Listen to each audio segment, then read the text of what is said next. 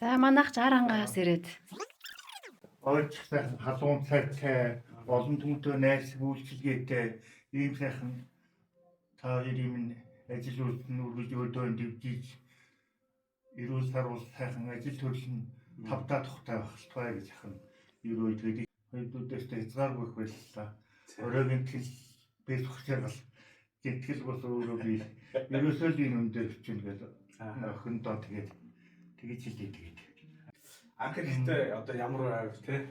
Бас сэтгэлдээ бас хүмүүстээ суугацж байгаа шүү дээ. Хөл одоо өдөр одоо бохраад явахад одоо биштэй өдөө хөлдөг нуруу өддөг тэгээд одоо энэ байлаад одоо хоёрдуг санхүүгийн одоо сайхан болж байна. Та хоёрт одоо маш баярлж байна одоо. Түлхийг баяртай байна. За баярлалаа. За баярлалаа. 16 биеийн дэлгэж явах болтугай л гэж ерөөдөө. За түлхийг баяртай байна.